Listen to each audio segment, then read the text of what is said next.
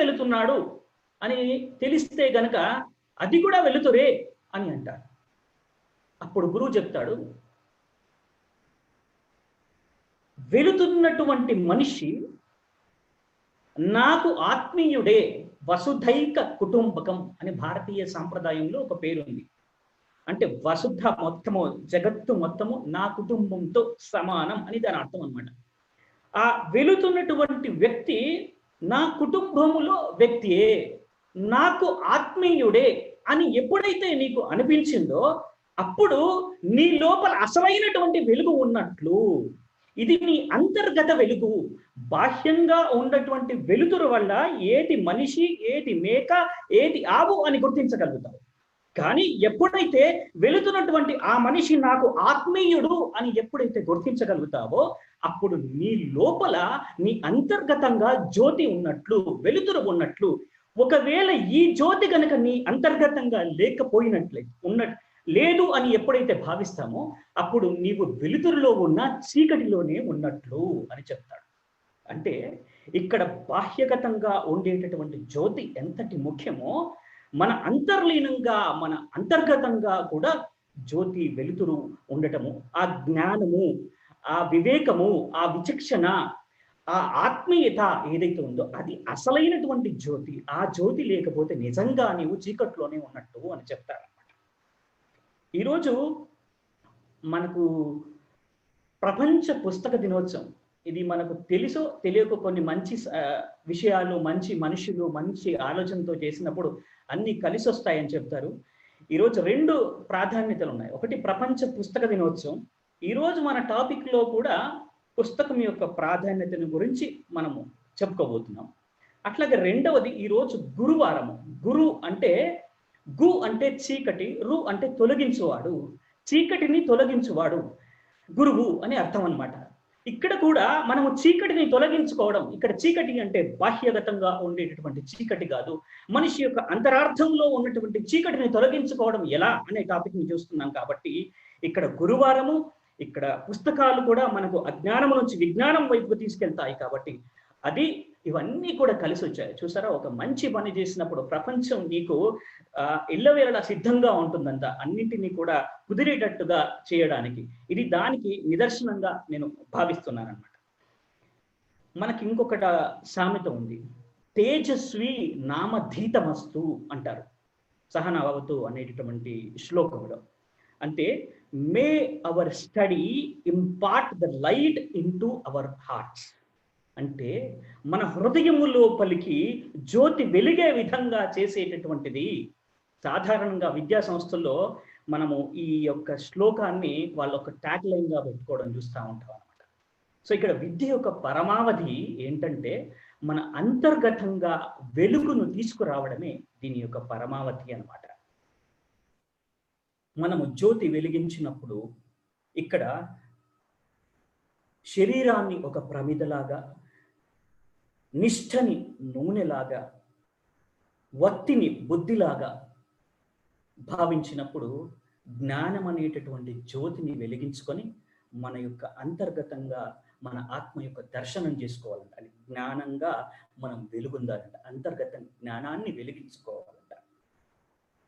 మన జీవితం ఎలా ఉంది మరి? ఇప్పుడు ప్రస్తుతము మనము చీకటి నుంచి వెలుగులోకి రావడానికి ఏ విధమైనటువంటి రూట్ మ్యాప్లో మనం వెళ్ళాల్సి ఉంటుంది అని కనుక మనం ఆలోచించినట్లయితే ప్రస్తుతం మన జీవితము ఎలా ఉంది? ఒకసారి ఒక గురువు గారు తన శిష్యుల్లో చేరడానికి ఒక చిన్న పరీక్ష పెడతారు. ఒక వ్యక్తి రాగానే వెంటనే తన శిష్యుల్లాగా చేర్చుకో, ఒక చిన్న పరీక్ష పెట్టిన తర్వాత తన శిష్య బృందంలో చేర్చుకుంటాడు అనమాట. ఒక శిష్యుడు వచ్చి, అంటే ఒక వ్యక్తి వచ్చి, గురువుగారు నన్ను మీ శిష్యుడిలాగా చేర్చుకోండి అని చెబుతారు, రిక్వెస్ట్ చేస్తాడు. అప్పుడు ఒక చిన్న పరీక్ష పెడతాను, అది ఉత్తీర్ణత సాధించిన తర్వాత అప్పుడు నేను శిష్యుడిలాగా చేర్చుకుంటాను అని చెప్తారు. ఏమిటి ఆ పరీక్ష? ఒక చీకటి గది ఉంటుంది. ఈ చీకటి గదిలో పలిగినటువంటి సీసాలు, పాత ఇనుప సామాను, గాజు పెంకులు, శీలలు ఇవన్నీ కూడా నిండి ఉన్నాయి ఆ గది లోపల. గది మొత్తం నిండి ఉండాలి. ఈ తలుపు నుంచి ఆ తలుపు బయటికి రావాలి, ఇక్కడ ప్రవేశించాలి, అక్కడ నుంచి ఇక్కడ ఎంట్రీ, అక్కడ ఎగ్జిట్. ఇది చీకటి గదిలో, లైట్ ఆఫ్ చేసి ఉన్నటువంటి గదిలో వెళ్ళి రావాలి. ఇది పాస్ అవుతాయి. ఎలా? ఏ ఒక్క వస్తువు కూడా మీకు ఇబ్బంది కలగకుండా, మిమ్మల్ని ఇబ్బంది పెట్టకుండా, అంటే మీకు గుచ్చుకోవడం అలాంటిది జరగకుండా క్షేమంగా బయటికి రావాలి. ఈ పరీక్ష ఎవరైతే పాస్ అవుతారో అప్పుడు నేను శిష్యులాగా చేర్చుకుంటాను అని చెప్తాను. ఇప్పుడు ఈ శిష్యుడు లాగా చేరాలి అని వచ్చినటువంటి వ్యక్తి, పరీక్ష ప్రారంభమైంది. చీకటి గదిలో ఉన్నటువంటి డోర్లోంచి ఎంట్రీలు లోపలికి ప్రవేశం పొందాడు. మెల్లిగా, కంప్లీట్ చీకటిగా ఉంది, మెల్లిగా ఒక్కో అడుగు వేస్తూ వేస్తూ వేస్తూ వేస్తూ క్రమక్రమంగా ముందుకు సాగుతా ఉన్నాడు. ప్రతి అడుగు అత్యంత జాగ్రత్తగా వేస్తున్నాడు. ఏమీ కనిపించట్లేదు, కళ్ళు మూసుకున్నట్లుగానే, మొత్తం చీకటిగానే ఉంది, చిమ్మ చీకటిగా ఉంది. ఒక్కో అడుగు వేస్తూ అలా అలా అలా అలా నెమ్మదిగా నడుస్తూ ఎగ్జిట్ డోర్ నుంచి బయటకు వచ్చేసాడు. తన కాళ్ళకి ఏమీ గుచ్చుకోలేదు. అసలు తను అత్యంత క్షేమంగా బయటపడ్డాడు. అక్కడ గురువుగారు ఉన్నాడు ఎగ్జిట్ గేట్ దగ్గర. గురువుగారు అప్పుడు ఏం చేస్తారంటే, ఈ డోర్లోంచి బయటకు వచ్చినటువంటి శిష్యుడిని చేయబట్టుకొని లోపల లైట్ వేసి చూపిస్తారు. ఆ యొక్క గదిలో ఏమీ ఉండవు, ఖాళీగా ఉంటుంది. మన జీవితం కూడా అలా ప్రశాంతంగానే ఉంటుంది. కానీ ఏవో ఉన్నాయి, కష్టాలు, ఆటుపోట్లు, ఆటంకాలు, అవరోధాలు, దుఃఖాలు ఎన్నో ఉన్నాయి అని భావించి అలా మనము భయపడుతూ ముందుకు నడుస్తుంటామంట. వాస్తవానికి అంతగా మనల్ని ఇబ్బంది పెట్టాల్సినటువంటి అంశాలేవి మన జీవితంలో ఉండవంట. అయితే ఈ విధంగా ఉన్నటువంటి మన జీవితంలో మరి మనం ఏం చేస్తున్నామయ్యా అంటే, ఉదాహరణకి మీరు ఒక కొండ శిఖరము పైన ఉన్నారు, ఒక శిఖరం మీద మీరు ఉన్నారు. మీకు సంబంధించినటువంటి వస్తువులు కూడా చాలా ఉన్నాయి మీతో పాటు. ఆ శిఖరం పైనుంచి జారి కింద పడిపోతా ఉన్నారు. మీరు పడిపోతున్నారు, మీతో పాటు మీకున్నటువంటి వస్తువులు పడిపోతున్నాయి. ఈ పడిపోయేటటువంటి ఈ క్రమంలో మీరు పడిపోతున్నటువంటి వస్తువును ఆసరాగా పట్టుకుంటే మీరు కూడా పడిపోతారు కదా. పడిపోతున్నటువంటి వస్తువు ఎప్పుడైనా మీకు ఆసరా కల్పించగలుగుతుందా? కల్పించలేదు, ఎట్టి పరిస్థితుల్లో కల్పించలేదు. మనం కూడా మన జీవితంలో ఆ విధంగా ఎప్పుడైతే కిందికి వచ్చేస్తున్నామో, అంటే అది కష్టం కావచ్చు, కన్నీళ్ళు కావచ్చు, ఆటంకం కావచ్చు, అవరోధం కావచ్చు, నష్టం కావచ్చు, అలా కిందికి పడుతున్నటువంటి దశలో మనము దేన్ని పట్టుకుంటున్నామయ్యా అంటే, కిందికి పడిపోతున్నటువంటి దాన్ని పట్టుకుంటున్నాం. అదే ఒక చెట్టును కనుక పట్టుకుంటే బలంగా ఉన్నటువంటిది, అప్పుడు అది మనకు ప్రాణాన్ని నిలిపేటటువంటి అవకాశం. అలాంటి జ్ఞానం అన్నమాట, నాలెడ్జ్ అన్నమాట. ఇక్కడ ప్రపంచం వివేకం గురించి ఆలోచించకుండా వినోదాన్ని గురించి ఎక్కువగా ఆలోచిస్తుందంట. మనం ఎంతసేపు కూడా జ్ఞానం గురించి, విజ్ఞానం గురించి, వివేకం గురించి ఆలోచన చేయకుండా ఎంటర్టైన్మెంట్, ఎన్లైట్మెంట్ గురించి ఆలోచన తక్కువ, ఎంటర్టైన్మెంట్ గురించి ఆలోచన ఎక్కువ చేస్తున్నామంట. ఈ సందర్భంలో ఒక్క ఉదాహరణ చెప్తాను. ఇది ప్రస్తుత కాలానికి చాలా ఆప్ట్గా ఉంటుంది. ఒక అడవికి రాజు అయినటువంటి సింహం, ఒక సభ జరుగుతుంది. ఆ సభలో అధ్యక్షుడిలాగా సింహం కూర్చొని ఉన్నారు. అది ఏం సభయ్యా అంటే, ఒక ఎలోక్యూషన్ కాంపిటీషన్, ఉపన్యాస పోటీ జరుగుతుంది. ఆ సభకి అధ్యక్షుడిగా సింహం ఉన్నారు. అక్కడ నుంచి ఒక మనిషి వెళుతా ఉన్నాడు. అలా వెళుతున్నటువంటి మనిషిని చూసి సింహం ఆహ్వానించి కూర్చోబెట్టింది. చూడండి, ఇక్కడ ఎలక్యూషన్ కాంపిటీషన్ జరుగుతుంది, మీరు చూడండి ఎలా ఉంటుంది, తర్వాత మీ అభిప్రాయం చెప్పండి అని సింహం ఈ మనిషిని ఇన్వైట్ చేస్తుంది. అప్పుడు ఈ మనిషి వెళ్ళి కూర్చుంటాడు. ఇక మొట్టమొదటిగా నక్క స్టేజ్ మీదకి ఎక్కింది. చాలా తెలివిగా, చాలా మృదువుగా, చాలా చక్కగా మాట్లాడి చివరికి ఏం తీర్మానం చేసిందయ్యా అంటే, సూర్యుడి కంటే చంద్రుడు పెద్దవాడు అని తీర్మానం చేసేసింది. తన ఉపన్యాస సారాంశం అది. నక్క ఏం తీర్మానం చేసిందయ్యా అంటే, సూర్యుడి కంటే చంద్రుడు పెద్దవాడు అని తీర్మానం చేసి వెళ్ళిపోయింది. నెక్స్ట్ ఏనుగు వచ్చేస్తుంది సభ మీదకి ప్రసంగించడానికి. గంభీరమైనటువంటి స్వరం, అధికారంతో కూడినటువంటి స్వరం. తాను మాట్లాడితే దిగ్భ్రమకు గురైపోయారు, అందరూ ఆశ్చర్యచకితులైపోయారు పార్టిసిపెంట్స్ అందరూ కూడా. ఈ ఏనుగు చలికాలము కంటే వేసవి కాలం చల్లగా ఉంటుంది అని నిర్ణయించి వెళ్ళిపోయిందట. చలికాలము కంటే వేసవి కాలం చల్లగా ఉంటుంది అని నిర్ణయించి వెళ్ళిపోయింది. ఇక నెక్స్ట్ పార్టిసిపెంట్గా పులి ముందుకు వస్తుంది. ఇది రాజసం ఉట్టిపడేటటువంటి పులి. దీని ముందు అందరు తలవంచాల్సిందే. దాని గాంభీర్యాన్ని, దాని రాజసాన్ని చూసి అసలు ఇవాళ ఆలోచించేటటువంటి అవకాశం కూడా లేదు. ఒకటే టాపిక్ మీద, ఒకటే విషయం మీద దృష్టి సారించి ప్రసంగించేసింది.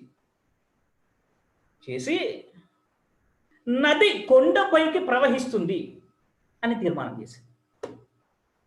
నక్క ఏం తీర్మానం చేసిందంటే, సూర్యుడి కంటే చంద్రుడు గొప్పవాడని, ఏనుగు తీర్మానం చలికాలం కన్నా వేసవికాలం చల్లగా ఉంటుందని, పులి నది కొండపైకి ప్రవహిస్తుంది అని తీర్మానం చేసింది. ఇలా ప్రసంగాలు కొనసాగిన తర్వాత పులి ఈ మనిషిని పిలిచి, అయ్యా మీ అభిప్రాయం ఏంటి అని అడిగితే అప్పుడు ఈ మనిషి చెప్తాడు, చాలా చక్కగా మాట్లాడారు, చాలా గొప్పగా మాట్లాడారు, ఇంట్రెస్టింగ్గా మాట్లాడారు, కానీ మాట్లాడేటటువంటి విషయం ఏదైతే ఉందో ఇది అసహజంగా ఉంది, అసంబద్ధంగా ఉంది, అబద్ధాల్ని నిజమని చెప్పేటటువంటి ప్రయత్నం జరిగినట్లుగా కనిపించింది, వాస్తవాన్ని దాచినట్లుగా, వాస్తవానికి భిన్నంగా తీర్మానాలు చేసినట్లుగా అనిపించింది. అన్నింటికంటే ఆశ్చర్యం ఏంటంటే, ఇది గుర్తించినారా లేదా అని నాకు అనిపించింది. పార్టిసిపెంట్స్ అందరూ కూడా గుర్తించినా కూడా అసలు ఎవరు ఏమీ మాట్లాడలేకపోయారు ఏంటి, ఇది నాకు ఆశ్చర్యం వేస్తుంది. చక్కగా మాట్లాడినా కూడా వాస్తవానికి విరుద్ధంగా ఉంది అని చెప్తాను. అప్పుడు పులి అంటుంది, అయ్యా మనిషి గారు, మీరు ఏమీ అనుకోకపోతే మీకు ఒక మాట చెప్తాను. ఇక్కడ కూర్చున్న వాళ్ళు ఎవ్వరికీ కూడా విజ్ఞానం గురించి, వివేకం గురించి, నాలెడ్జ్ గురించి, ఈ జ్ఞాన సాగరాన్ని మధించాలి, అందులోంచి నేను అమృత బిందువులు లాంటి మంచి జ్ఞానాన్ని పొందాలి అన్న ఆలోచన ఎవ్వరికీ లేదు. టైంపాస్ చేయాలి, కాలాన్ని కీల్చేయాలి, వినోదాన్ని పొందాలి అని ఉంది, కానీ వివేకాన్ని పొందాలని ఎవరికీ లేదు. మీరు ఏమనుకోనంటే నేను ఒక మాట చెప్తా, ఇది మాకు మీ మనుష్యుల నుంచి వచ్చినటువంటి అలవాటే అని చెప్తుంది. ఇక్కడ వినోదము కంటే, విజ్ఞానము కంటే వినోదాన్ని, టైంపాస్ని, ఎంటర్టైన్మెంట్ని ఇచ్చేటటువంటి స్పీకర్స్ పట్ల మనము ఎక్కువ ఆసక్తి చూపుతాము అని సెటైరికల్గా ఆ యొక్క సింహం చెప్పిందనమాట. దీనిలో కొంత వాస్తవం కూడా ఉందని మనం అనుకోవచ్చు. ఇప్పుడు మనం ఏం చేయాలి అంటే, ఎంటర్టైన్మెంట్ కంటే ఎన్లైట్మెంట్కి ఎక్కువ ప్రాధాన్యత ఇవ్వాలి, వినోదానికంటే వివేకానికి ఎక్కువ ప్రాధాన్యతని ఇవ్వాలి. ఇక్కడ వివేకము ఎలా వస్తుంది అంటే, ముందుగా మనుష్యుల్ని మనం అర్థం చేసుకోవాలి. మనుష్యుల్ని మనం అర్థం చేసుకోవడం ఎలా, సమాజాన్ని, వ్యక్తుల్ని, మనుషుల్ని అర్థం చేసుకోవడం ఎలా? ఒక 4 ఉదాహరణలు చెప్తాను. మొదటి ఉదాహరణ, లెబనాన్ అనేటటువంటి దేశానికి ఒక వ్యక్తి వెళ్తాడు. వెళ్ళినటువంటి ఆ వ్యక్తికి లెబనీస్ భాష రాదు. ఇతను ఏం మాట్లాడుతున్నారో వాళ్ళకి తెలియదు, వాళ్ళేం మాట్లాడుతున్నారో ఇతనికి అర్థం కాదు. ఆ లెబనాన్ దేశానికి వెళ్ళినటువంటి ఆ వ్యక్తి మహాభవనాన్ని చూస్తాడు. పెద్ద భవంతి ఉంటుంది, పెద్ద డైనింగ్ టేబుల్ ఉంటుంది. అప్పుడు అనుకుంటాడు తను, ఓహో, ఈ దేశపు రాజుగారు ఈ దేశానికి వచ్చినటువంటి అతిథులకి మర్యాదగా పూర్వకంగా విందును ఏర్పాటు చేశారేమో, ఈ విందుని ఆరగించి వస్తాను అని చెప్పేసి ఆ మహాభవంతిలోకి ప్రవేశం పొందుతారు. మహా పెద్దగా ఉన్నటువంటి ఆ డోర్ దగ్గర 2 వైపులా శిరస్సు వంచి నమస్కారం పెట్టేసి స్వాగతం పలుకుతారు. ఓహో, ఎంతటి రాజమర్యాద, ఈ రాజ్యంలో చక్కటి రాజమర్యాద ఉంది అనుకుంటాడు. వెళ్ళి చక్కగా విందు ఆరగించేస్తాడు. ఆరగించిన తర్వాత ఒక పెద్ద ఆయన, మంచి సూటు బూటు వేసుకున్నటువంటి ఒక అతను వచ్చి, చాలా క్లాస్గా ప్రొఫెషనల్గా ఉండే వ్యక్తి వచ్చి ఒక స్లిప్ ఇస్తాడు. అప్పుడు ఇతను అనుకుంటాడు, ఓహో, మా దేశానికి వచ్చి మా ఆతిథ్యాన్ని స్వీకరించినందుకు కృతజ్ఞతాపూర్వకమైనటువంటి లెటర్ కూడా ఇస్తున్నారే. నేను మా ఊరికి వెళ్ళిన తర్వాత, మా దేశానికి వెళ్ళిన తర్వాత ఈ లెటర్ను నేను ఇంతటి గొప్ప ఆతిథ్యాన్ని పొందానని మా వాళ్ళకు చూపిస్తాను అనుకొని మడిచి జేబులో పెట్టుకుంటాడు. అప్పుడు వాళ్ళందరికీ అర్థమవుతుంది, అక్కడ ఉన్న వాళ్ళందరికీ ఏంటంటే, అది అతను అనుకున్నట్లుగా అది మహారాజు భవనం కాదు, ప్యాలెస్ కాదు, అదొక పెద్ద హోటల్, స్టార్ హోటల్. ఇతను తిన్నందుకు బిల్లు ఇచ్చారు. ఇతని చేష్టలను బట్టి ఇతను పిచ్చివాడు అని చెప్పేసి వాళ్ళకి అర్థమైపోయింది. అవివేకి అని అర్థమైపోయింది, అజ్ఞాని అని అర్థమైపోయింది. అప్పుడు ఏం చేస్తారంటే, ఆ దేశంలో ఒక సాంప్రదాయం ఉంటుంది. ఇలాంటి వ్యక్తిని గాడిద పైన రిటర్న్ కూర్చోబెట్టి ఎర్ర రంగు పూసి మెడలో ఒక బోర్డు తగిలించి, ఇతను మోసకారి, ఇతని పట్ల జాగ్రత్తగా ఉండండి అని బోర్డు వేసి మరీ ఊరేగిస్తారు. ఇక ఇతనికి ఎర్ర రంగు వేశారు, మెడలో బోర్డు వేశారు, గాడిదని తెప్పించారు, రివర్స్ కూర్చోబెట్టి బయట తీసుకెళ్తున్నారు. తీసుకెళ్తుంటే వేలాది మంది జనం ఇతన్ని చూడడానికి గుంపులు గుంపులుగా వస్తున్నారు, తండోపతండాలుగా వస్తున్నారు. 2 వైపులా జనం ఉంటున్నారు, అరుస్తా ఉన్నారు, గట్టిగా అరుస్తా ఉన్నారు. ఇతను అనుకుంటాడు, ఓహో, ఈ దేశంలో నాకు ఎంతటి రాజమర్యాద, ఎంతటి రాజమర్యాద.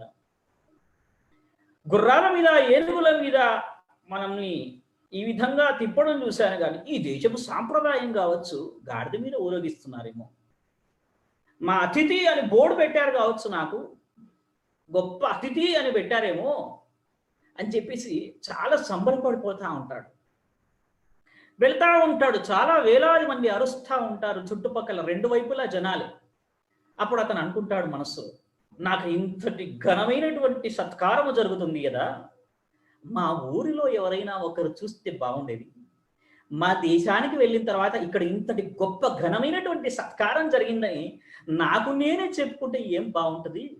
ఒక్కరు ఎవరైనా మా ఊరి వారు కనిపిస్తే బాగుండు, అతని ద్వారా మా వాళ్ళు వింటే గొప్పగా ఉండేదే అనుకుంటాడు. అంతలోనే ఆ గుంపులో ఒకడు అతనికి తెలిసిన వ్యక్తి కనిపించినట్లుగా అనిపించి పేరు పెట్టి పలకరిస్తాడు. పలకరించగానే ఇతను పిలిచిన పిలుపు విని అతను ఆ గుంపులోంచి మాయమైపోతాడు. అరే, వీడికి ఎంత కుళ్ళు చూడు, నన్ను ఇంతటి ఘనమైనటువంటి సత్కారము చేస్తా ఉంటే ఓర్వలేక వాడు వెళ్ళిపోయాడు అనుకుంటాడు అన్నమాట. దీని సారాంశం ఏంటయ్యా అంటే, ఎవరి పిచ్చి వారికి ఆనందం. కఠినంగా, కఠోరంగా అనిపించినా కూడా కొంతమంది ఈ విధమైనటువంటి ఊహాలోకంలో బ్రతుకుతూ ఉంటారు. బావిలో కప్పలు అన్నమాట. మనం చాలా చూస్తూ ఉంటాం. మనకి ఇప్పుడు వాట్సాప్లో, సోషల్ మీడియాలో కొన్ని గ్రూపులు పెట్టుకుంటారు. వాళ్ళు 10 మందే ఉంటారు. వాళ్ళే మెచ్చుకుంటారు, వాళ్ళే పొగుడ్చుకుంటారు. పక్కవాడిని ఎవరిని ఎంటర్ కానియరు. వచ్చినా కూడా వాడు ఎంత మేధావి అయినా, టాలెంటెడ్ అయినా పక్కన పెట్టేస్తారు. బావిలో కప్పలన్నమాట. అంటే వాళ్ళు వాళ్ళ లోకంలో మాత్రమే ఉంటారన్నమాట. ఇలా అయినప్పుడు ప్రపంచాన్ని, మనుషుల్ని అర్థం చేసుకునే అవకాశం ఎప్పుడు లభిస్తుంది? మీరు ఒక పరిధి గీసుకొని, ఒక సర్కిల్ గీసుకొని, ఆ సర్కిలే ఒక అవాస్తవాన్ని, ఒక భ్రమనే వాస్తవంగా నమ్ముతున్నటువంటి ప్రపంచంలో ఉన్నటువంటి మీకు వాస్తవ ప్రపంచం ఎప్పుడు అవగతమవుతుంది? అవగతమయ్యేటటువంటి అవకాశం లేదు. మరి ఈ బావిలోంచి, ఈ సర్కిల్లోంచి బయటికి రావాలి. అప్పుడే వాస్తవ ప్రపంచం పట్ల మీకు అసలైనటువంటి నాలెడ్జ్ అంటే అవగాహన పెరుగుతుంది. రెండవ ఉదాహరణ, ముగ్గురు వ్యక్తులు ఇలా రోడ్డు మీద నుంచి నడుచుకుంటూ వెళ్తా ఉంటే, ఆ పక్క నుంచి వెళ్ళేటటువంటి ఒక కారు వెళ్ళిపోయింది. అందులోంచి ఒక వ్యక్తి హాయ్ అని చెప్పేసి చేయి ఊపినట్టుగా వీళ్ళకు అనిపించింది. ముగ్గురు నడుచుకుంటూ వెళుతున్నటువంటి ఈ స్నేహితుల్లో ఒక స్నేహితుడు అంటాడంట, అతను నన్ను చూసే హాయ్ చెప్పాడు. ఎట్లా చెప్తావు నిన్ను చూసే హాయ్ చెప్పాడని? అతనికి నేను 10,000 రూపాయలు అప్పు ఇవ్వాలి. మీ ఇద్దరి ముందు అడిగితే బాగుండదు కదా, ఒకసారి గుర్తు చేయడానికి హాయ్ అని చెప్పాడు అని అంటాడు. కాదు కాదు కాదు కాదు, మీరు అతనికి 10,000 బ్యాక్ ఉన్నారు కదా, నేను 10,000 ఆయనకు అప్పిచ్చాను అని రెండో వ్యక్తి అంటాడు. నన్ను చూసి హాయ్ చెప్పాడని ఇతను అంటాడు. మూడో వ్యక్తి అంటాడు, నేను అప్పు ఇవ్వలేదు, అప్పు తీసుకోలేదు, అతను నా ఫ్రెండ్ కాబట్టి కనిపించినప్పుడు మర్యాద పూర్వకంగా నాకు హాయ్ చెప్పాడు అని అంటాడు. ఇక్కడ ఎవరిది కరెక్ట్? ముగ్గురిది 3 కోణాలు ఉన్నాయి. వీటిని ఇండివిజువల్ డిఫరెన్సెస్ అంటారన్నమాట, పర్సెప్షన్ అంటారన్నమాట. ఎవరు వారి యొక్క పరిధి మేరకు, వారి యొక్క అవగాహన శక్తి మేరకు దాన్ని అర్థం చేసుకుంటారు. అంటే ప్రపంచంలో జరుగుతున్నటువంటి సంఘటనలు, ఒక సంఘటన జరిగినప్పుడు ఆ సంఘటన అందరికీ ఒకే విధంగా అర్థం కాదు. ఆ సంఘటనను వాళ్ళ యొక్క అవగాహన పరిధి మేరకు వాళ్ళు అర్థం చేసుకుంటారు. ఇక్కడ వాస్తవమైనటువంటి జరుగుతున్నటువంటి సంఘటనను సంపూర్ణంగా కూలంకషంగా అర్థం చేసుకోవాలి అంటే మన యొక్క అవగాహన పరిధిని పెంచుకోవాలి అని అర్థం అన్నమాట. సంఘటన ఒకటే, వాళ్ళకి అర్థమైంది మాత్రం వేరు వేరు. ప్రపంచం కూడా ఇలాగే ఉంటుంది. ఇక్కడ నుంచి మనం మన అవగాహన స్థాయిని పెంచుకునే ప్రయత్నం చేయాలి. ఒకసారి ఎగ్జాంపుల్ 3, మూడో ఉదాహరణ. ఒక సభలో వయోలిన్ వాయిస్తా ఉంటాడు ఒక వ్యక్తి. చక్కటి వయోలిన్ విద్వాంసుడు, చాలా గొప్ప వయోలిన్ విద్వాంసుడు, అద్భుతంగా వాయిస్తూ ఉంటాడు. అప్పుడు ఆ సభలో కూర్చున్నటువంటి ఒక తత్వవేత్త కదిలిపోతాడు. అబ్బా, ఎంతటి గొప్ప సంగీతం, ఇంతగా నన్ను కదిలించింది ఏమిటి అసలు? ఈ మాధుర్యమైనటువంటి సంగీతమా, ఇక్కడి వాతావరణమా, నా మనస్సులో జరిగినటువంటి ఏదైనా వేరే సంకల్పమా, ఏదో కానీ మొత్తానికి నన్ను నా మనస్సును కదిలించి వేసింది అనుకుంటాడు ఒక తత్వవేత్త. ఒక వ్యాపారస్తుడు అనుకుంటాడు, అతను ఆ వయలిన్ వాయిస్తున్నాడు కదా, ఈ వయలిను ఎంత కాస్ట్ ఉంటుందో, ఇది నేర్చుకోవడానికి అతను ఎంత ఖర్చు పెట్టాడో, అవును టికెట్లు పెట్టి సభ పెట్టాడు కదా, లాభం బాగానే వస్తుంది కావచ్చు. వ్యాపారస్తుడు అనుకుంటాడు. ఒక రాజకీయ నాయకుడు వస్తాడు ఆ సభకి, అబ్బా ఇలాంటి గొప్ప సంగీత వయలిన్ విద్వాంసుని నా సభలో గనక ముందు దగ్గర పెట్టుకున్నట్లయితే ఎప్పుడు వెనక ముందైనా కూడా ఆడియన్స్ని ఎంగేజ్ చేయడానికి అద్భుతంగా పనిచేస్తుంది, ఇతను నా సభకు తీసుకెళ్ళాలి, ఇతని కాంటాక్ట్ నెంబర్ తీసుకోవాలి అనుకుంటాడు. ఒక ఇంజనీర్ అనుకుంటాడు, దీని స్ట్రింగ్స్ ఎలా ఉంటాయో, ఈ స్ట్రింగ్స్ని దేంతో తయారు చేశారో, ఇది దేని ఆధారంగా పనిచేస్తుందో, ఏ సూత్రం ఆధారంగా పనిచేస్తుందో ఈ ధ్వని గురించి ఆలోచన చేస్తూ ఉంటాడు. ఆ ప్రకంపనల గురించి ఒక టీచర్ అనుకుంటాడు, ఇంతటి గొప్ప సంగీతాన్ని నేర్పించినటువంటి ఆ గురువుగారు కనిపిస్తే నమస్కారం చేయాలి. ఎంత గొప్ప గురువుగారో, ఇంత గొప్ప శిష్యుడు దొరికారు, నేను కూడా నా శిష్యులకు ఇంత గొప్పగా పాఠం నేర్పించాలి అని ఒక టీచర్ అనుకుంటాడు. ఒక స్థిత ప్రజ్ఞుడు ఉంటాడు ఆ సభలో. ఇవేమీ ఆలోచించక ఆ సంగీతాన్ని పూర్తిగా ఆస్వాదించి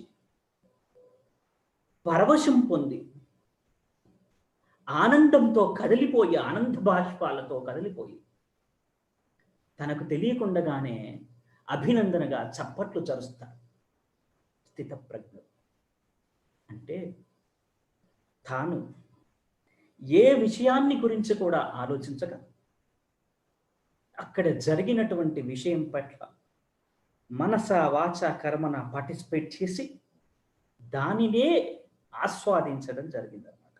ఇక్కడ కూడా ఈ 3వ ఎగ్జాంపుల్లో కూడా జరిగినటువంటి సంఘటన ఒకటే, కానీ అక్కడ కూర్చున్నటువంటి పార్టిసిపెంట్స్ ఎవరైతే ఉన్నారో ఒక్కొక్కరు ఒక్కొక్క విధంగా దాన్ని అవగాహన చేసుకున్నారు. పర్సెప్షన్ అంటారు.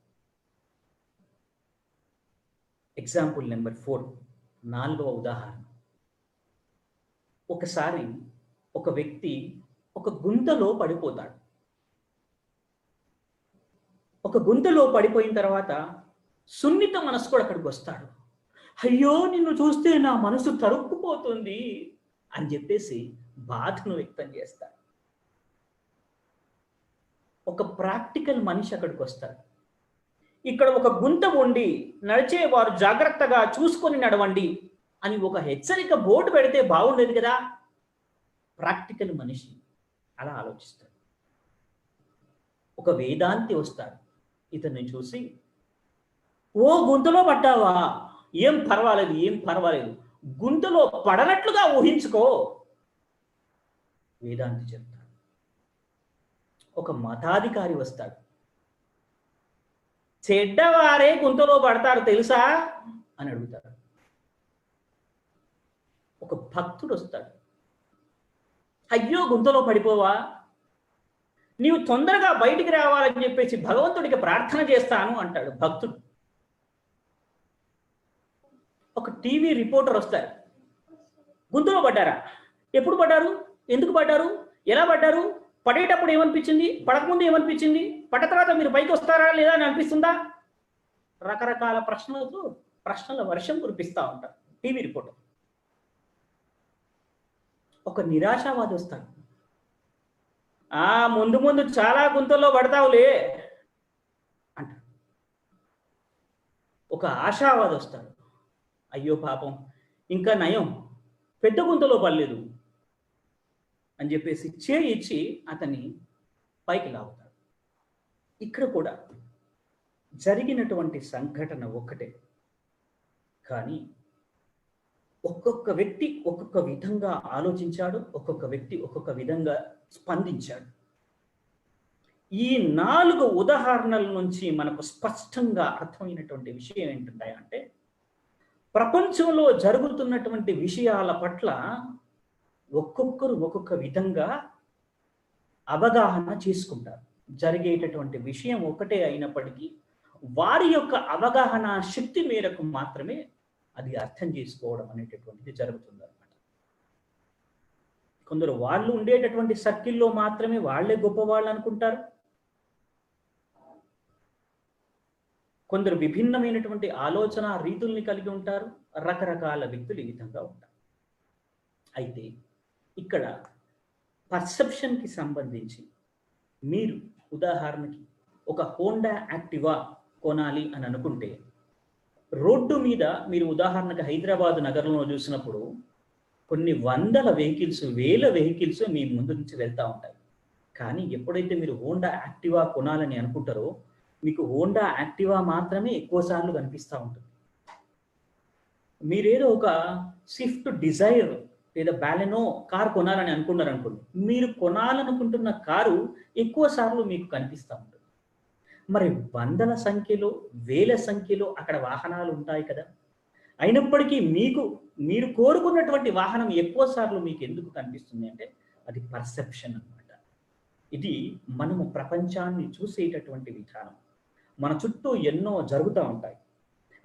మనం అన్ని చూస్తున్నా కూడా మనము ఏదైతే చూడాలి అని అనుకుంటున్నామో అది మాత్రమే చూస్తాం.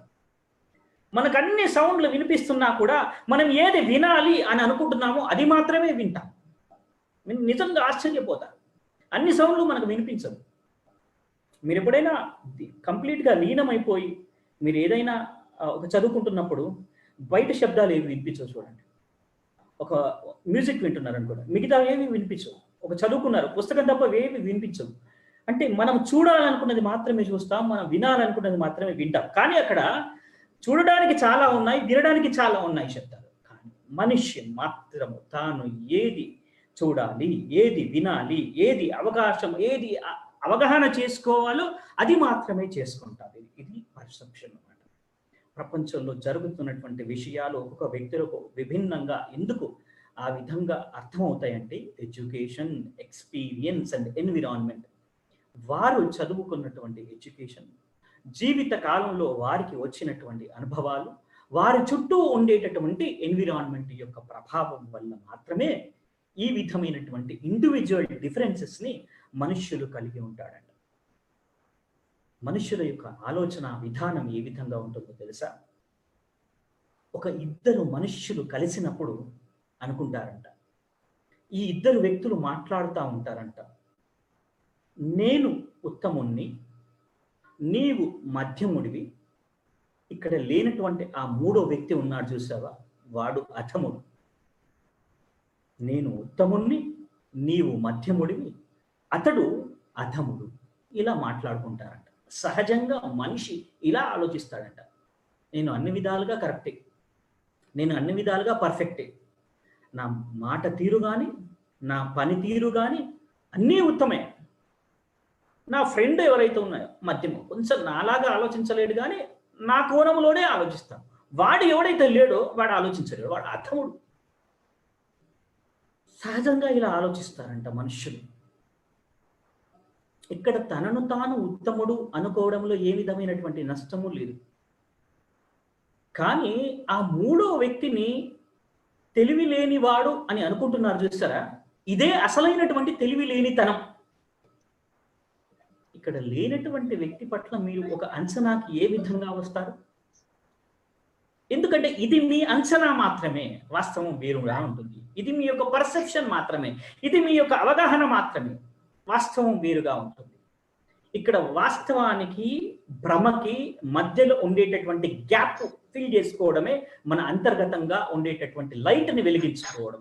ఈ చీకటిని తొలగించుకొని వెలుగులోకి రావడమే, ఈ జ్ఞానాన్ని పెంచుకోవడం, ఈ అవగాహనను పెంచుకోవడం, ఈ వివేకాన్ని పెంచుకోవడమే మనకు కావాల్సింది అనుకోండి.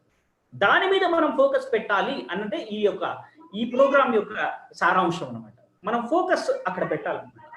మన ఆలోచన విధానాన్ని, మన ఆలోచన పరిధిని, మన అవగాహన శక్తిని, మన యొక్క వివేకాన్ని పెంచుకునేటటువంటి ప్రయత్నం చేయాలి. ఈ రెండింటికి మధ్యలో ఉండేటటువంటి అగాధాన్ని తగ్గించుకునేటటువంటి ప్రయత్నం మనం చేయాలన్నమాట.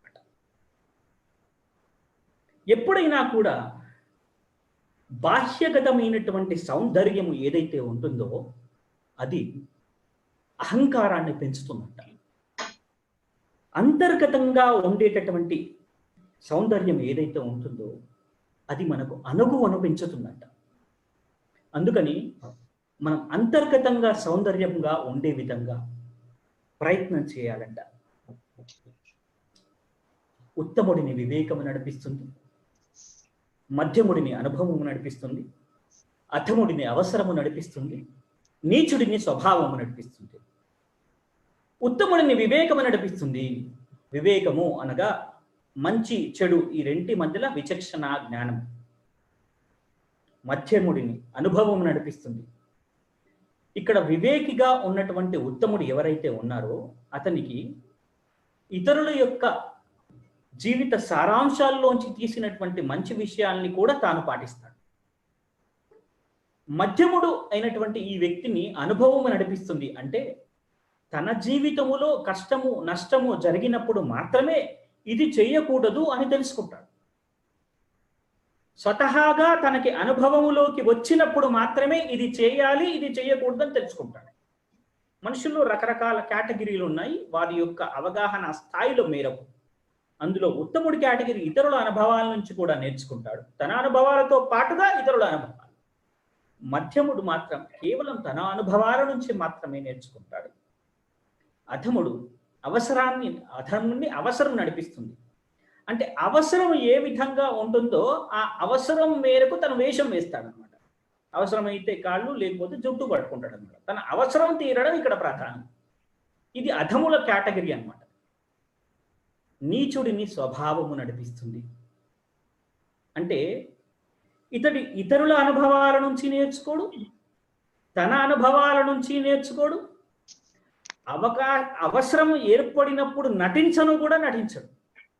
నేను ఇంతే అంతే, నేను మారను, అది కష్టం కానీ నష్టం కానీ మొండికేస్తారు చూసారు. నీచుడిని స్వభావం నడిపిస్తుంది. ఇది ఈ కేటగిరీ అన్నమాట. ఇప్పుడు మీ చుట్టూ ఉండేటటువంటి మనుష్యుల్లో ఎవరు ఉత్తముల కేటగిరీలో ఉన్నారు, ఎవరు మధ్యముల కేటగిరీలో ఉన్నారు, ఎవరు అధముల కేటగిరీలో ఉన్నారు, ఎవరు నీచుల కేటగిరీలో ఉన్నారు. నీచుల కేటగిరీలో ఉన్న వాళ్ళు కుక్కతొక్క లాంటి వాళ్ళు అనమాట. అంటే ఇది నూనె పెట్టి రాయలేము, అయినా చక్కగా కట్టె పెట్టి కట్టి ఉంచలేము, కట్టినంతసేపు మాత్రమే ఉంటుందన్నమాట.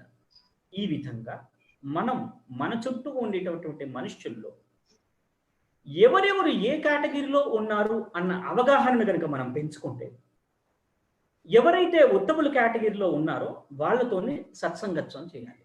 అంటే వాళ్ళతో ఫ్రెండ్షిప్ చేయాలి, వాళ్ళతోని మన రిలేషన్షిప్ కంటిన్యూ చేయాలి. వాళ్ళ దగ్గర నుంచి నేర్చుకోవాల్సినటువంటి విషయాలు చాలా ఉంటాయి.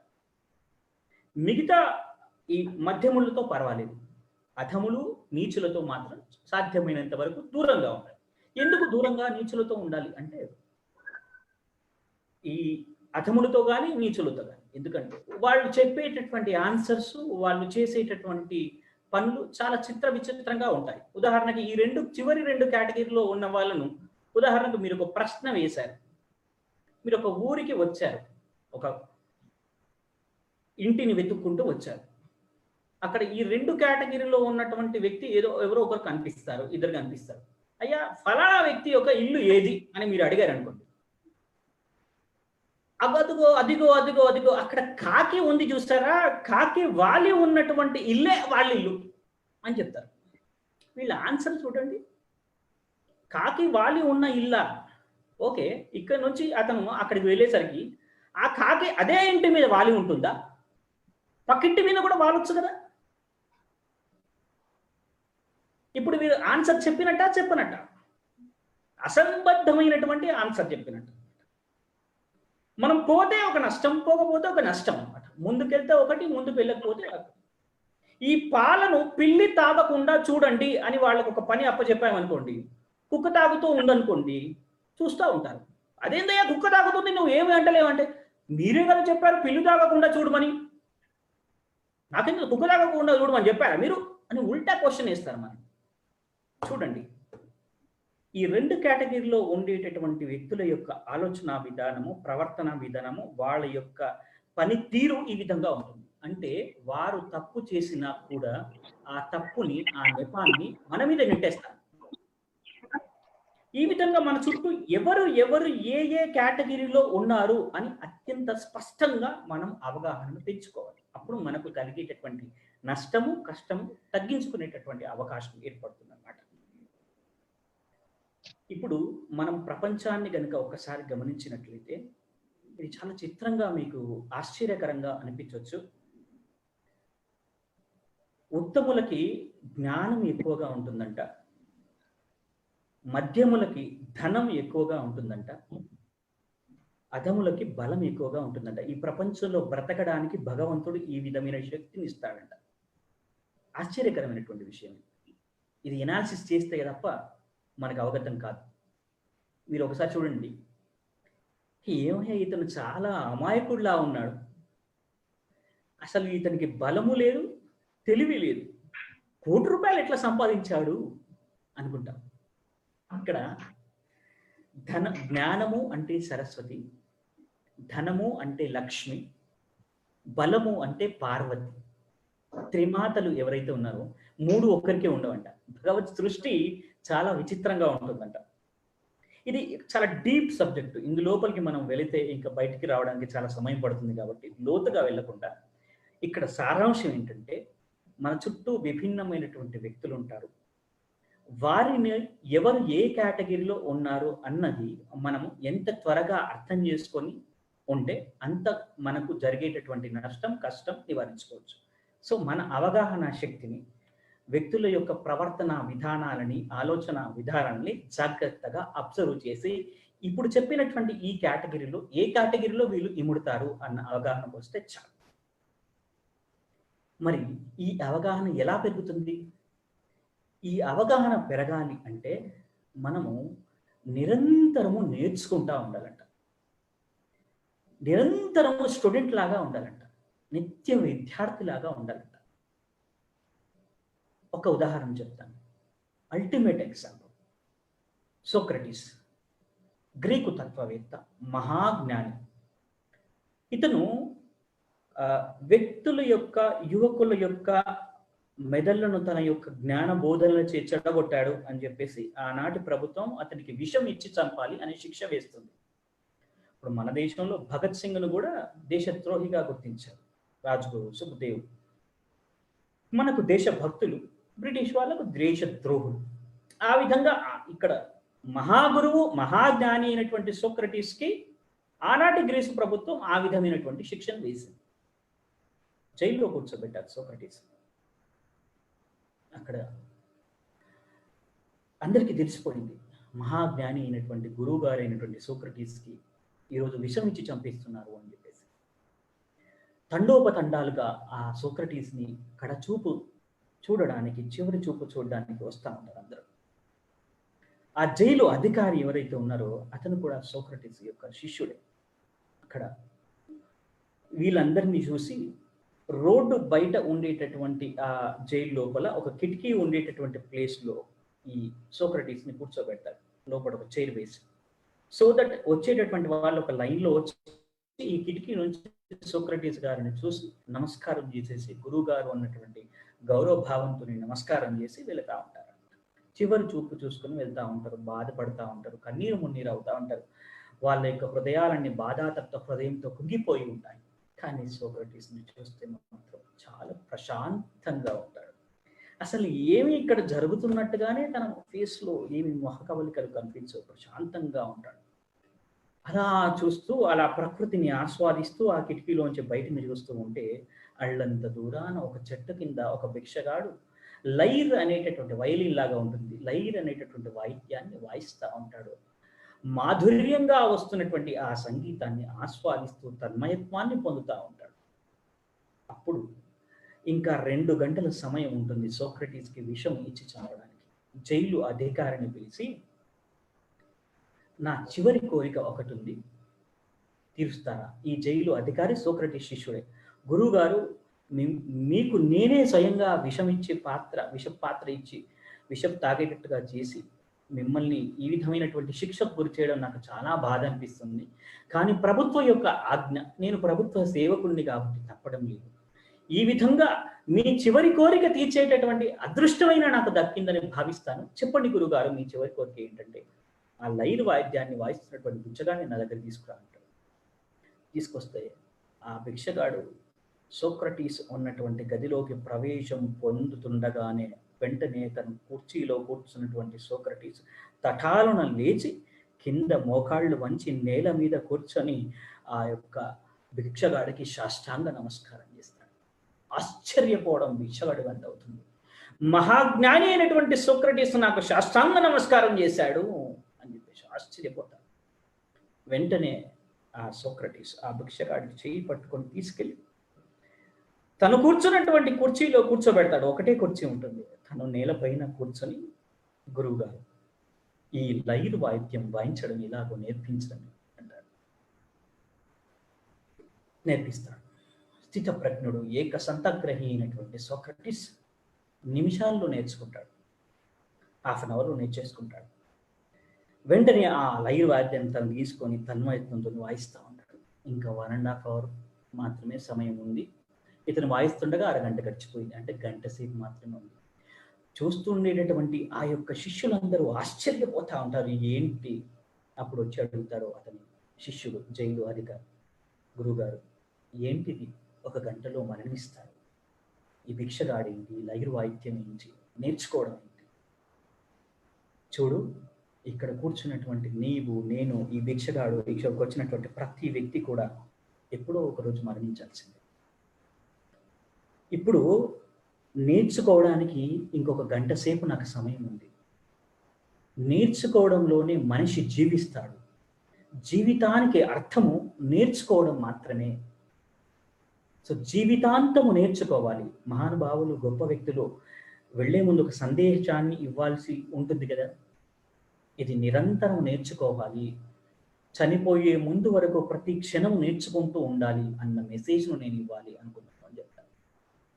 నిరంతర విద్యార్థిలాగా అలా ఉండాలి అని సోక్రటీస్ నుంచి మనం నేర్చుకోవచ్చు.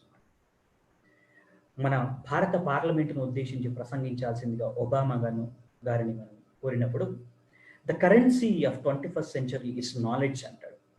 21వ శతాబ్దపు కరెన్సీ ఏంటయ్యా అంటే నాలెడ్జ్ అంటాడు. When you are not updated yourself, you are outdated. 21వ శతాబ్దపు నిరక్షరాస్యుడు ఎవరయ్యా అంటే, నిరంతరము నేర్చుకుంటూ తనను తాను ఎవరైతే అప్డేట్ చేసుకోలేకపోతాడో అతను మాత్రమే నిరక్షరాస్యుడు అని చెప్పేసి అంటారన్నమాట. మరి మనము నిరంతరము అప్డేట్ కావాలి అంటే ఏం చేయాలి? పుస్తకాలు చదవాలి, మ్యాగజైన్స్ చదవాలి, పేపర్స్ చదవాలి, మన చుట్టూ ఉన్నటువంటి జరుగుతున్నటువంటి సంఘటనల పట్ల అవగాహన పెంచుకోవాలి. ప్రధానంగా పుస్తకం చదవాలి. ఈరోజు ప్రపంచ పుస్తక దినోత్సవం. తల దించుకొని నన్ను చదువు, తల ఎత్తుకునేలా నేను చేస్తాను అంటుందంట. జ్ఞానులు తమ యొక్క ఆస్తుల్ని పుస్తకాల రూపంలో ప్రపంచానికి అందిస్తారంట. అన్ని అనుభవాలు మనకే జరగాలి అనుకుంటే ఈ జీవిత కాలం మనకు సరిపోదంట. శరీరానికి వ్యాయామం ఎలా అవసరమో మన యొక్క బుద్ధికి పుస్తక పఠనం కూడా అంతే అవసరం అంట. పుస్తకాలున్నటువంటి పూరి గుడిసెలో ఒక నిరుపేదగానైనా ఉంటాను కానీ పుస్తకాలు లేనటువంటి మహాభవంతిలో నేను ఉండలేను అంటాడంట ఒక మహానుభావుడు. చిరిగిన చొక్కా ఆయన తొడుక్కో కానీ ఒక మంచి పుస్తకం కొనుక్కో అంటాడు ఒక మహానుభావుడు. నెల రోజుల్లో చాలా గ్రంథాలు పఠిస్తే ఎంతటి జ్ఞానం వస్తుందో, ఒక మంచి స్పీకర్తో 1 గంట సేపు మాట్లాడితే వాటన్నింటి సారాంశాన్ని ఆ గంట సేపట్లో చెప్తాడంట మహాజ్ఞాని అయినటువంటి స్పీకర్. అలాంటి వాళ్ళతో గడిపేటటువంటి ప్రయత్నం చేయండి. పుస్తక పఠనం సత్సాంగత్యం లాంటిదన్నమాట. రామాయణాన్ని గనక చదివితే వాల్మీకితో మీరు సహవాసం చేసినట్లు, మహాభారతం కనుక చదివితే వ్యాస భగవానుడితోని మీరు ఫ్రెండ్షిప్ చేసినట్లు. ఒక పుస్తకం ఎన్ని దశాబ్దాలు, ఎన్ని శతాబ్దాలు బ్రతికుంటుందో అన్ని సంవత్సరాల వరకు ఆ రచయిత బ్రతికే ఉంటాడంట. చాలా పుస్తకాలు ప్రపంచంలో ఉన్నా కూడా మన మనస్సు పైన ముద్ర వేసేటటువంటి పుస్తకాలు కొన్నే ఉంటాయంట. మంచి పుస్తకం ఎలా తయారు చేస్తాడయ్యా అంటే, ఒక తేనె తీగ ఒక్కొక్క పుష్పం నుంచి మకరందాన్ని సేకరించినట్లుగా ఒక్కొక్క పాయింట్ని, ఒక్కొక్క జ్ఞాన గుళికల్ని అలా సముపార్జించి తన పుస్తకంలో మంచిగా చక్కటి జ్ఞాన గుళికల్ని తన పుస్తకంలో పెడతాడంట ఒక మంచి రచయిత. గంగలో మునిగితే పాపాలు పోతాయి అంటారు కదా. జ్ఞాన గంగలో మునిగితే కూడా మన ఆత్మ యొక్క శుద్ధి జరుగుతుందంట. ఇప్పుడు బుక్ కల్చర్ పోయింది, లుక్ కల్చర్ వచ్చింది.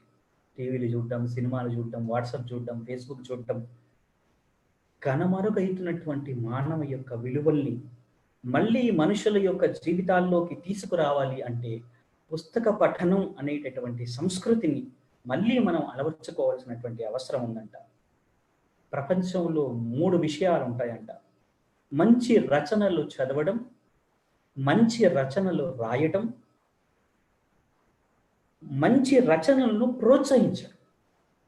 ఈ ప్రపంచంలో 3 ఏదో ఒకటైనా కూడా మనం చేసేటటువంటి ప్రయత్నం మనం చేయాలి. చాలా మంది పుస్తకాలు చదవడానికి తీరిక లేదు అంటారు. కానీ వాస్తవం ఏంటయ్యా అంటే, తీరిక లేదు అన్న వాళ్ళకి కోరిక లేదు అని అర్థం అన్నమాట.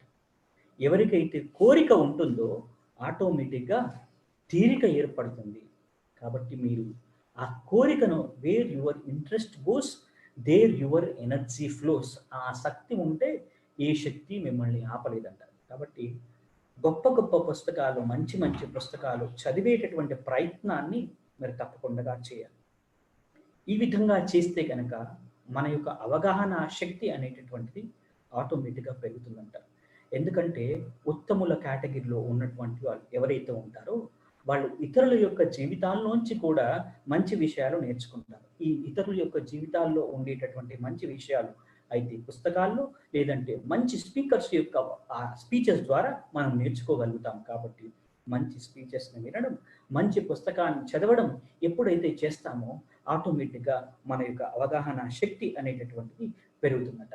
ఈ విధంగా చేసినప్పుడు మన అంతర్గతంగా మన జ్ఞాన జ్యోతిని మనం వెలిగించుకోవడానికి అవకాశం ఏర్పడుతుందంట. ఒక గురువు మనము ఎట్లాగైతే ముందు ఈరోజు గురువారము గురువుకి సాష్టాంగ నమస్కారం చేయాలని చెప్తా ఉంటారు పెద్దలు. ఎందుకు సాష్టాంగం చేయాలి అంటే జెన్ కథలో ఒక కథ ఉంటుంది. గురుగారు అడుగుతారు, ఎందుకు సాష్టాంగ నమస్కారం చేయాలి గురువుగారు అని శిష్యుడు అడుగుతాడు. శిఖరం పైకి తీసుకెళ్తాడు. మహా పెద్ద కొండ శిఖరం పైకి పెద్దగా గాలి వస్తూ ఉంటుంది. ఈ గురువు గారు శిష్యుడు ఒక కండువా వేసుకొని ఉంటారు. ఆ గాలికి కండువా ఎగిరిపోతుందేమో అని ఆ కండువా తీసి కింద బోర్ల పక్కల పండుకోమని చెప్తాడు. గాలి వీచడం ఆగే వరకు అలాగే ఉంటారు. అప్పుడు శిష్యుని అడుగుతాడు, అర్థమైందా సాష్టాంగం ఎందుకు చేయాలని? అది జ్ఞాన ప్రవాహం అన్నమాట. మహానుభావులు, మేధావులు ఎవరైతే ఉంటారో ఆ శక్తి ఆ విధంగా వాళ్ళ యొక్క జ్ఞానం యొక్క శక్తి ఆ విధంగా ఉంటుంది. కాబట్టి వారికి సాష్టాంగం చేయాలని చెప్తారు. ఇక చివరిగా ఒక 5 నిమిషాల్లో ముగించేస్తాను. ముల్లా నసిరుద్దీన్ మీకు తెలిసే ఉంటాడు, వినే ఉంటారు. ఇతను ఒక సభకు వెళ్తాడు. ఇలా ఒక స్పీచ్ ఇవ్వడానికి వెళ్తాడు. అక్కడ కూర్చున్నటువంటి వాళ్ళందరినీ ఒక ప్రశ్న వేస్తాను. ఇప్పుడు నేను చెప్పబోయేటటువంటి ఫలానా టాపిక్ ఉంది కదా, దాని గురించి ఇక్కడ ఉన్న వాళ్ళలో ఎంతమందికి తెలుసు? ఏమి తెలుసు? ఏమీ తెలియదు సార్, ఏమీ తెలియదు సార్ అంటారు. అప్పుడు ముల్లా నసీరుద్దీన్ అంటాడు, ఏమీ తెలియని వారికి నేను ఏం చెప్పినా ప్రయోజనం లేదు, లాభం లేదని వెళ్ళిపోతాడు. మరొకసారి వస్తాడు, సేమ్ ప్రశ్న ఇస్తాడు. ఇప్పుడు నేను చెప్పబోయేటటువంటి టాపిక్ గురించి ఇక్కడ ఉన్న మీ అందరికీ ఏమి తెలుసు? తెలుసు సార్, చాలా తెలుసు, అన్ని తెలుసు అంటాడు. అన్నీ తెలిసిన వాళ్ళకి నేను చెప్పాల్సినటువంటి అవసరం లేదు అని వెళ్ళిపోతాడు. మూడోసారి వస్తాడు, మళ్ళీ ప్రశ్న వేస్తాడు, సేమ్ ప్రశ్న. అప్పుడు కొంతమంది మాకు తెలుసు అంటారు, కొంతమంది మాకు తెలియదు అంటారు. అప్పుడు ఈ ముల్లా నసీరుద్దీన్ అంటారు, ఎవరికైతే తెలియదో వాళ్ళు తెలిసిన వాళ్ళతో చెప్పించుకోండి, ఎవరికైతే తెలుసో తెలియని వాళ్ళతో చెప్పించుకోండి. తెలిసిన వాళ్ళు తెలియని వాళ్ళకి, తెలియని వాళ్ళు తెలిసిన వాళ్ళకి చెప్పేసరికి సరిపోతుంది. ఇక నేనెందుకు అవసరం, నేను వెళ్ళిపోతాను అంటారు. ఇది చూడడానికి తమాషాగా ఉన్నా కూడా అతని యొక్క అంతరార్థం ఏంటయ్యా అంటే, ఎవరో వచ్చి మిమ్మల్ని ఉద్ధరించరు, ఎవరికి వారే ఉద్ధరించుకోవాలి అన్న ఆ యొక్క మెసేజ్ను తన యొక్క చేష్టల ద్వారా ఇచ్చాడనమాట. తను అంటాడు, నేను నదీ తీరంలో కూర్చొని మీకు నీటిని అమ్ముతున్నాను, మీరే వెళ్ళి తెచ్చుకోవచ్చు కదా అంటాడు. ప్రపంచంలో బెస్ట్ సైకాలజిస్ట్ ఎవరంటే ఎవరికి వారే. ఇక్కడ ఎవరో వస్తారో మిమ్మల్ని ఉద్ధరిస్తారో అని కాకుండా మన యొక్క జీవితాన్ని మనమే గొప్పగా మార్చుకునేటటువంటి అవకాశం మన చేతుల్లో ఉంది అన్న మెసేజ్ను ముల్లా నసీరుద్దీన్ ఇచ్చాడనమాట. ఇక్కడ ఒక ఉదాహరణ, మన లోపల జ్యోతి వెలగాలి అంటే ఒక్క ఉదాహరణతో ముగిస్తాను. ఒక పెద్ద ధనవంతురాలు లలితా సహస్రనామ పారాయణం చేస్తూ ఉంటుంది. ఇంట్లో కూర్చొని లలిత సహస్రనామం చదువుతూ ఉంటుంది. లీనమైపోయి మహాభక్తురాలు, గుణవంతురాలు, ధనవంతురాలు. చిన్నగా వర్షం పడుతూ ఉంటుంది. ఒక భిక్షగాడు వస్తే, అమ్మ భిక్షాందేహి అంటే, పోయిరా మళ్ళీ రా అంట. ఎందుకో కొద్దిసేపటి తర్వాత బయట వర్షం పడుతున్నట్టుగా తనకు శబ్దం వినిపిస్తుంది. బయటకు వచ్చి ఒకసారి చూస్తుంది. ఇద్దరు చిన్నపిల్లలు, ఒక పాప ఒక బాబు. పాప వయస్సు 6 నుంచి 8 సంవత్సరాల మధ్యలో ఉంటుంది. బాబు వయస్సు 4 నుంచి 6 సంవత్సరాల వయసు మధ్యలో ఉంటుంది. అక్క తమ్ముడు. చిరిగిన బట్టలు, చింపిరి జుట్టు, మాసిపోయినటువంటి పాత బట్టలు వేసుకొని చాలా బాధగా, భయపడుతూ, బాధపడుతూ, దీనంగా వర్షం పడుతుందని అక్కడ దాచుకుంటారు. వీళ్ళ యొక్క వరండాలోకి అక్కడ వాటర్ పడినటువంటి ప్లేస్కి వచ్చి భయంగా బిక్కుమని చూస్తూ ఉంటారు. గుణవంతురాలు, ధనవంతురాలు, భక్తిపరమైనటువంటి చెందినటువంటి ఆ మహాతల్లి వీరిని చూసి, ఏంటి వర్షం పడుతుందని ఇక్కడ ఆగారు కదా, ఇక్కడ రండి, ఇక్కడ కూర్చోండి అని లోపలికి పిలుస్తుండగానే వాళ్ళ మొహం చూసి వాళ్ళు ఏమీ తినలేదు, చాలా ఆకలితో ఉన్నారు అన్న విషయం తనకు అర్థమవుతుంది. ఆకలేస్తుందా, అన్నం తింటారా అంటే, అమ్మ తింటామని చెప్తారు. ఇద్దరిని ఇంటి లోపలికి ఆహ్వానిస్తుంది. హాల్లో కూర్చోబెడుతుంది. అరటాకు వేసి భోజనం పెడుతుంది. ఇద్దరికి ఆబగా తింటారు, ఆత్రంగా తింటారు. అమ్మా, అన్నం అంటే ఇంత తెల్లగా కూడా ఉంటుందా? ఎప్పుడు ఇలాంటి చూడలేదే. మేము పాడిపోయినటువంటి కూరల్ని తింటాము, పుల్లైనటువంటి మజ్జిగని పోసుకుంటాం. ఇలా కూడా ఉంటుందా అమ్మా? ఉంటుంది నాన్న, తిను. ఒక తల్లిలాగా ప్రతి ముద్దను చాలా జాగ్రత్తగా వడ్డించి కడుపు నిండా తినేలా చూస్తుంది. తిన్న తర్వాత ఆ ప్లేట్లు అక్కడే ఉంచమంటుంది. అక్కడ వెళ్ళి కడుక్కోమంటుంది వాష్ బేసిన్ దగ్గర. కడుక్కుంటాడు. బాబు చిన్నోడు, వాడికి సరిగ్గా కడుక్కోవడం చేతగాడు. ఈ అక్క కడిగిస్తుంది. తన చిరిగిపోయినటువంటి తన వస్త్రంతోనే, తను వేసుకున్నటువంటి డ్రెస్తోనే తమ్ముడి యొక్క మూతిని తుడుస్తుంది. ఏదో ఒక చిన్నది అంటుకొని ఉంటే. వెళ్తుంటారు. వర్షం తగ్గుతుంది. ఈ అమ్మ వైపు తిరిగి చూస్తూ వెళ్తా ఉన్నారు. వర్షం తగ్గింది, వెళ్తావా అడిగితే వెళ్తామమ్మా. తిరిగి చూస్తూ వెళ్తా ఉన్నారు. అక్కడ లలితాదేవి దగ్గర పెట్టినటువంటి 2 అరటిపళ్ళు ఉంటాయి. ప్రసాదంగా వాళ్ళిద్దరికి ఇస్తుంది. దాచుకుంటారు. ఏంటి తినరా? మా కడుపు నిండింది అమ్మగారు, మా అమ్మ నాన్నలు ఇంట్లో ఉన్నారు, వాళ్ళ ఆకలితో ఉన్నారు, వాళ్ళకి ఇవి ఇస్తాం అమ్మగారు. అలా వెళుతూ ఇంకో 2 అరటిపళ్ళు తెచ్చిస్తున్నారు. రేపు రండి, నేను మీ అమ్మ నాన్న కూడా భోజనం కట్టిస్తాను అని చెప్తాను. వీధి చివరి వరకు వెళుతుండగా కూడా తిరిగి చూస్తూ ఉంటారు. వాళ్ళు వెళ్ళిపోయిన తర్వాత ఈవిడ, ఈ లలితా సహస్రనామం చేస్తున్నటువంటి ఈవిడ ఆ పటం ముందు, లలితాదేవి ముందు సాష్టాంగ నమస్కారం చేసి, అమ్మా, ఈరోజు నేను ఎంత ధనవంతురాలినో నాకు తెలియజెప్పాను అని సాష్టాంగ నమస్కారం చేస్తుంది. ఆనంద బాష్పాలు రాలుస్తుంది. కొద్దిసేపటి తర్వాత ఆవిడ యొక్క భర్త వస్తాడు.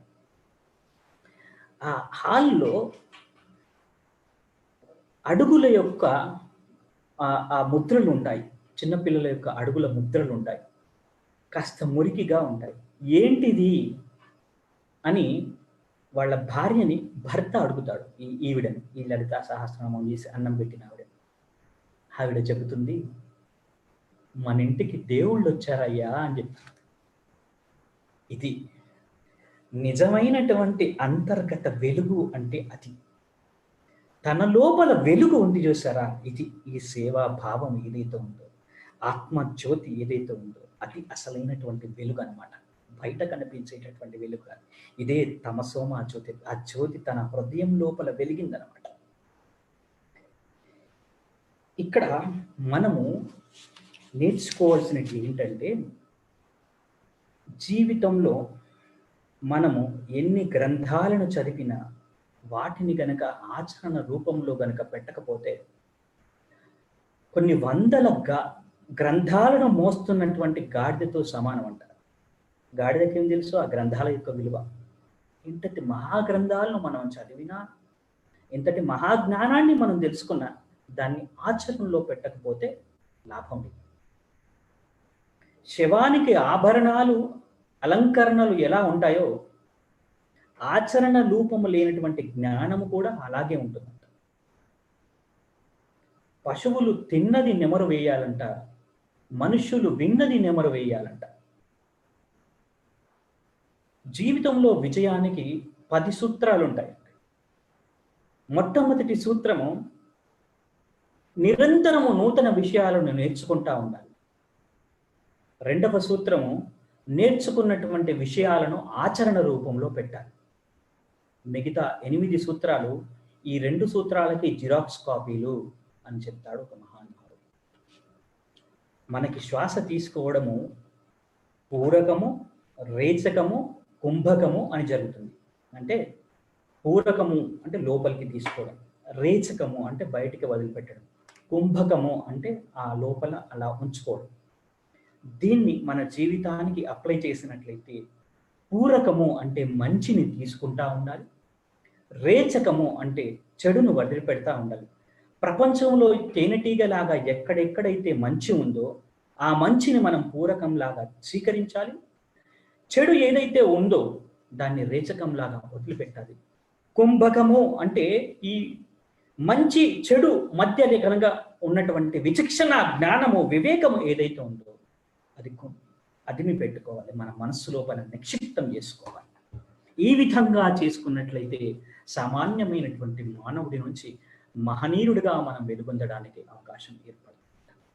ఇంతటి ఈ యొక్క గొప్ప అవకాశం ఇచ్చినటువంటి మా జెడ్పీ సార్ నల్ల సంతోష్ గారికి, అలాగే చంద్రశేఖర్ గారికి హృదయపూర్వక కృతజ్ఞతలు. ఈ ప్రోగ్రాంలో పార్టిసిపేట్ చేసినటువంటి ఆత్మీయ మిత్రులందరికీ కూడా కృతజ్ఞతాపూర్వకంగా నమస్కరిస్తున్నాను. Thank you. వందనాలు.